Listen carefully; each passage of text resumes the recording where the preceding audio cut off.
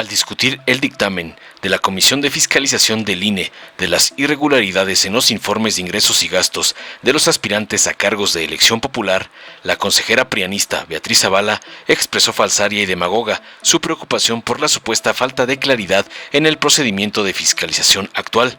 Cuestionó la contradicción de requerir informes y luego anularlos, así como sobre el trato desigual hacia los candidatos en el proceso de presentación de informes.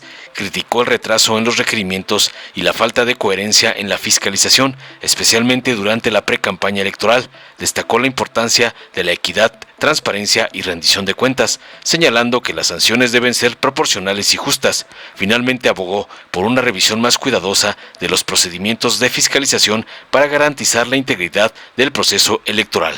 Tras escuchar a la otra lacaya del PRIAN y el señor X, el representante del PT, Gerardo Fernández Noroña, subrayó contundente para responderle que las consecuencias impuestas por incumplimiento de informes son sanciones que violan el derecho constitucional de un ciudadano a ser votado. Criticó la falta de consideración de la duda razonable en las decisiones judiciales y la aplicación desigual de sanciones. Argumentó que aquellos con recursos y conexiones políticas evitan sanciones, mientras que individuos comunes enfrentan penalidades severas. Denunció la injusticia de penalizar a personas que intentan cumplir con los requisitos, especialmente aquellos de recursos limitados. Finalmente, y cansado de la injusticia que comete el INE, cuestionó la nula autoridad moral de los consejeros y jueces que ignoran la Constitución y benefician a los políticos del PRIAN con privilegios injustos, como salarios más grandes que los del presidente.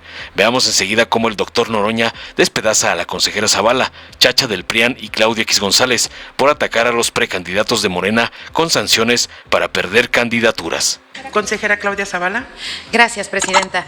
Pues yo creo que este procedimiento de fiscalización que hoy tenemos está, pues yo lo encuentro muy enturbiado, sin datos claros. A ver, hay un tema relevante que tenemos aquí en el que yo lo reparo, porque hay una persona, una precandidata, un hombre precandidato, y aquí la propia área dejó sin efectos un requerimiento que le había hecho para que presentara su informe. La pregunta es, ¿y cómo? O sea, primero determino y después lo dejo sin efectos. 2, ¿yo por qué no acompaño estos 4 personas que presentaron? Incluso un poco después del plazo, son 4 casos, un poco después del plazo que le concedió la Unidad Técnica de Fiscalización. ¿Y por qué si estoy acompañando a los 13 en los que llegaron en tiempo? A ver, me hago cargo que el INE somos una autoridad y que hay varias áreas, pero lo que hizo el área no está bien. Vencido el plazo para presentar los informes, tenían que haber requerido a quienes no presentaron los informes. Eso fue en enero y lo hicieron hasta febrero. Y estos casos llegaron después de que la comisión se reunió y mandó el dictamen. Es que se está entorpeciendo completamente el proceso de fiscalización. El procedimiento de fiscalización empieza con el informe. Y el siguiente paso que damos nosotros es el oficio de errores y omisiones. Y yo pregunto, ¿y aquí si después de la comisión ya había sesionado, a poco en estos 4 casos hubo errores y omisiones? Claro, yo me estoy haciendo cargo de una parte que tenemos como instituto, pero de que estén bien las cosas me parece que no están bien. Y no están bien porque si nosotros no somos pulcros en la decisión de ir revisando puntualmente a partir de lo que los partidos, las personas nos informan y hacer este contraste que tenemos que hacer, emitir el oficio de errores y omisiones, pues entonces no tenemos ese diálogo procedimental que se requiere. Ahora, en cuanto a las sanciones o a las consecuencias, es cierto que el artículo en la LEGIPE dice para el candidato ganador o precandidato que obtenga el mayor número de votos o la decisión dentro del partido, se le negará el registro. Y esto tiene que ver mucho con las equidades en la propia precampaña, procesos internos. Pero nuestro foco tiene que estar en los principios de equidad, transparencia y rendición de cuentas. Ninguna persona que no presente estos documentos, que a sabiendas y considerando esas personas que son candidatos, porque el partido lo que nos viene a plantear es que no los considera sus precandidatos.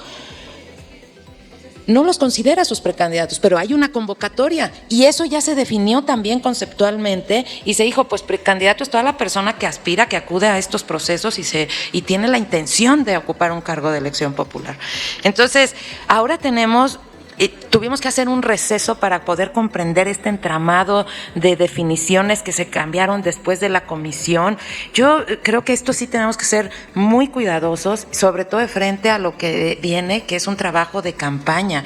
Ahorita está la precampaña y estamos teniendo estos problemas de desfase incluso en los requerimientos que se hicieron por parte de la Unidad Técnica de Fiscalización. Eso no nos va a poder pasar en precampaña porque tenemos la gran responsabilidad de cuidar la equidad en la contienda electoral y un procedimiento de fiscalización que no es fiel a los principios que lo rigen, que es la transparencia, la rendición de cuentas y esta definición de dónde vienen los recursos, sean pocos, sean muchos.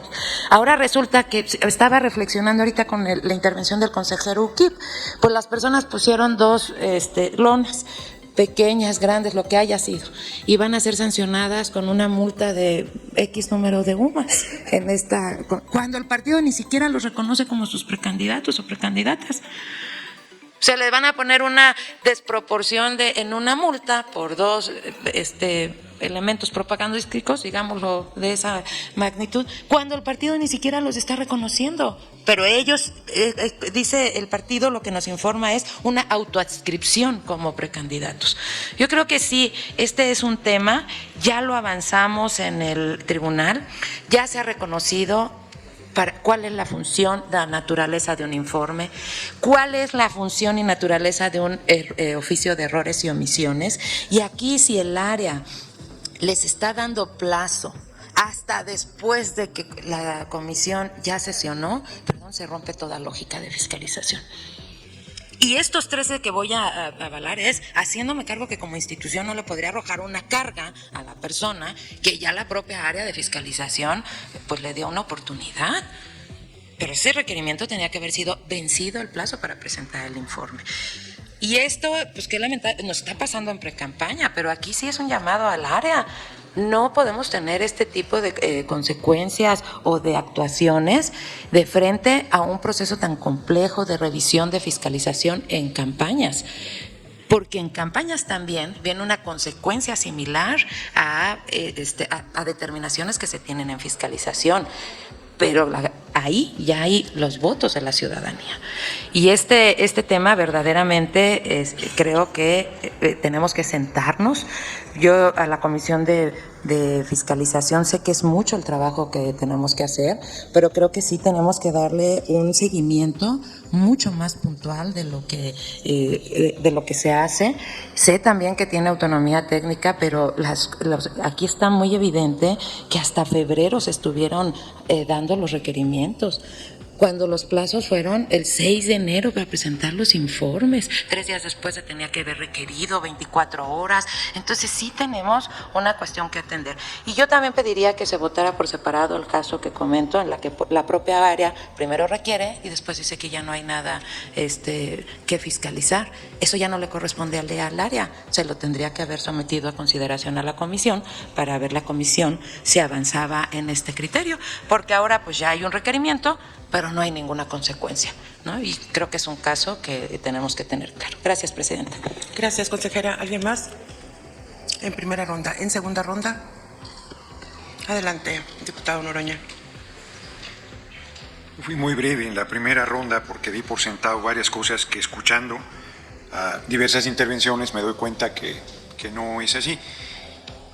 Yo reitero que no soy abogado, no está más insistir en ello, pero una sanción, porque aquí se usa el eufemismo de que no es una sanción, que es una consecuencia o es un requisito de incumplimiento. Es una sanción, le están quitando a un ciudadano el derecho a ser votado, que está establecido en el artículo 35 constitucional.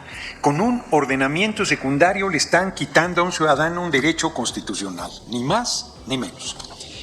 Y los juzgadores y las juzgadoras se ponen en una situación de prejuicio, que hay que sancionar, punto. No toman en consideración un planteamiento jurídico que es la base para la sanción o no, que es la duda razonable. aquí lo que se está expresando son dudas razonables de ciudadanos de a pie. Pues no son los grandes dirigentes. A ver, cualquier cuadro muy sólido del movimiento, pues presentó su informe. El que con atole se quema hasta el coco que le sopla, y después de lo que le pasó a Morón y a Félix Salgado, pues no hay quien no cuide el tema de los informes, aunque tenga unos gastos excesivos. Me han platicado que eso sucede. Y cumplen con el informe y tan Santas Pascuas, no están sancionados, no tienen problema, tienen sus derechos a salvo. Y Juan Pueblo, que está en el último rincón de la patria, que tuvo una propaganda muy modesta, que se enteró a destiempo o mal, y que quizás doy por buena la hipótesis de que el partido haya dicho, oye, pues mete el informe en ceros, aunque sea, pero mételo para que quede clara la voluntad de cumplir. Le van a aplicar la pena máxima. Pues ni son nuestros candidatos, no van a ser nuestros candidatos, no van a ser candidatos. Estamos defendiendo a gente, pueblo. Llevamos todo el día en esto porque nos parece una injusticia monumental. Yo, un juzgador, yo no lo quería decir, pero pues ya no me aguanto después de lo que estaba escuchando. Un juzgador que viola la Constitución, no solo quitándole el derecho a quien está juzgando, sino no respetando artículos constitucionales que les impiden expresamente ganar más que el presidente. Ahora sí que con qué autoridad moral, con qué autoridad, con qué ética, con qué congruencia, porque es la ley del embudo, lo ancho para uno y lo angosto para el pueblo, que regularmente está en estado de indefensión. Entonces eso, pues me parece profundamente injusto. Inclusive se critica al área responsable por haber sido flexible. Pues si lo importante es la fiscalización, no el que hay que decapitar políticamente los derechos de alguien que no entregó el informe. Y los vagos que los entregan y que saben todos los vericuetos que pueden hacer para no ser sancionados, pues están tan tranquilos. Y hay en todas las formaciones políticas, no estoy diciendo que no pueda haber casos en las nuestras. Entonces, yo plantearía, inclusive hay quien hace la entrega del informe y rompió la equidad de la participación, ya se terminó mi tiempo, y queda impune. Gracias, diputado Fernández Noroña. Dale en me gusta, suscríbete, activa la campanita y compártelo para que más gente lo vea.